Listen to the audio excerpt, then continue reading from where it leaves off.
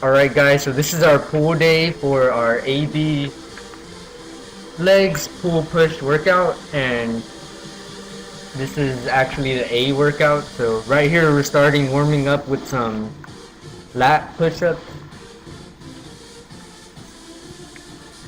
AB legs.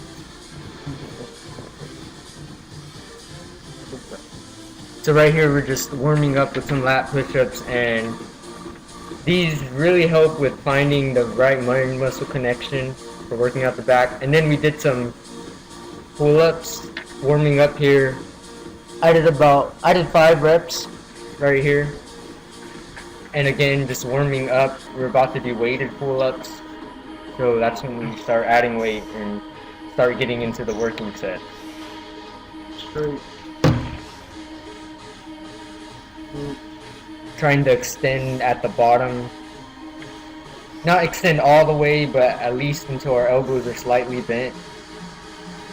And then trying to lean back a little bit when we're going up. Trying to get a good range of motion here. And then right here we're doing weighted pull-ups with the 10, just 10 pounds strapped to an ankle weight. And I did 5 reps, 3 sets of 5 here. Trying to get that form down. Trying to get a good squeeze at the top of the rep. This may take a while to get used to. You have to learn how to make that mind-muscle connection. So where you use your back more instead of using your biceps and forearms. This is something you kind of have to work on and just practice on form. Too many people just go into the gym, do a couple of push or pull-ups, and say, "Hey, yeah, I trained back." Yeah, they didn't. After that, we did some T-bar rows, and right here I just have 110 on one side of the bar, and I'm not leaning over too far forward. I'm kind of in a about 45-degree angle, just trying to squeeze at the top, just like in the pull-ups. Now, this workout I have trouble leaning over enough, but that isn't a bad thing. I have like a 20-degree angle, basically 30 maybe. Yeah.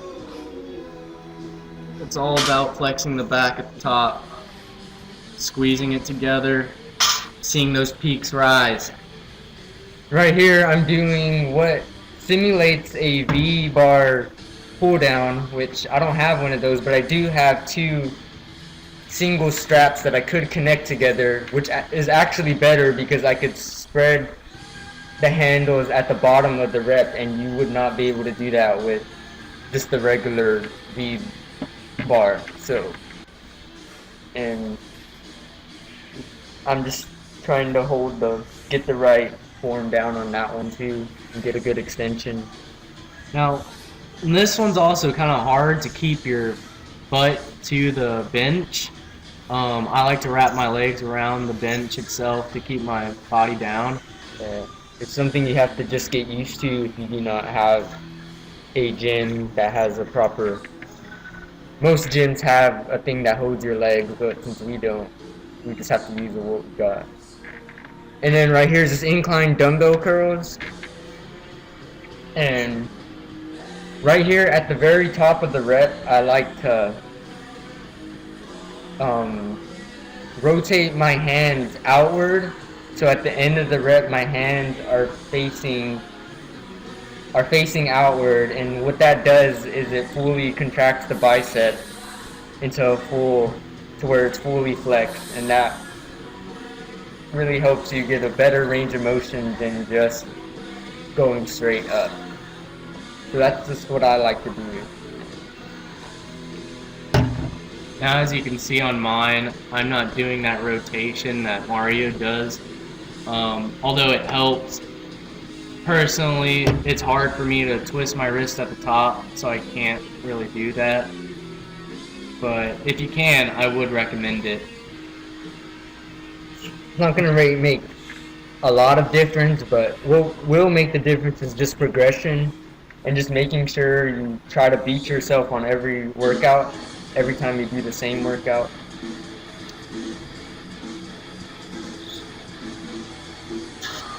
Right here we're doing some straight arm pull downs, finishing the lats here, and I'm going pretty wide here, and I like to just stop at the very or I like to stop whenever the bar's about parallel, or wherever my hands are parallel to the ground, and then bringing it down past my hips to fully contract the lats.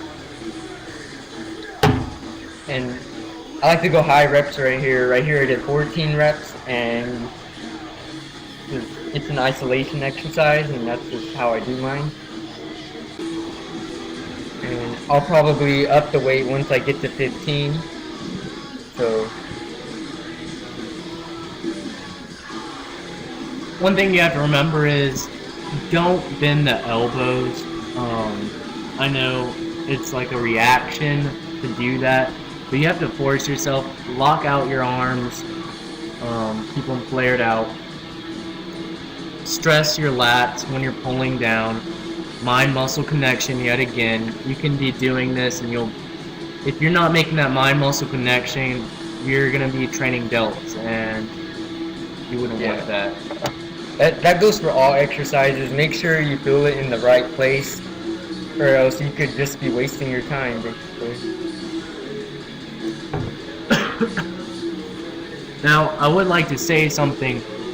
People are gonna judge you no matter what you do, but the thing is, you have to remember, haters gonna hate, and most of the time they're just jealous of what you have, or what they say admiring. That's what they're doing. Yeah. And that's just something you're gonna have to deal with. I mean, we're getting that a lot. People are always trying to put us down, even though we do nothing to them, but I think they're just jealous of our consistency and discipline that we have that they don't, and they just find that they just want to make themselves feel better by putting others down. They'll point out anything that's wrong with you. Anything. Yeah, and there's a difference between constructive criticism, which I do accept, Yeah. It's good because it's a learning process, and I like to just anything that'll make me better. But sometimes they just do it just to criticize you. And we're doing face pulls right here, and 15 reps, so high reps again. Just pulling it back, Right above your head. Try not to pull it towards your face. Try to get it above your head. Or you could pull it towards your face. It's all really.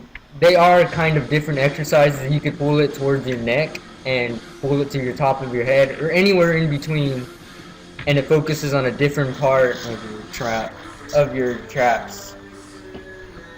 So if you're going above the head, you're pretty much focusing on the upper traps. Yeah. If you go a little bit lower, you'll go in the lower trap region. Okay. Anyways, right here we're doing cable preacher curls, just one arm at a time, and right here I'm doing 11 reps, and it's kind of an awkward position with the bench and the cable, but it works. Surprisingly, it's always good. This really just burns out the biceps. Yeah, at first you'll feel like it's nothing, and then by your last set, Your last amazing. set, It last feels so great. last few reps, you really feel a good pump on this one. And again, just make sure you progress on everything you do. And also, if you are not doing this, you need to write down your sets and reps that you do. Yes, you really need to do that. Put it in your notes on your iPhone or your Android. Or write it down if you have to. You can go old school, write it down. Nobody uses pencils and pens anymore.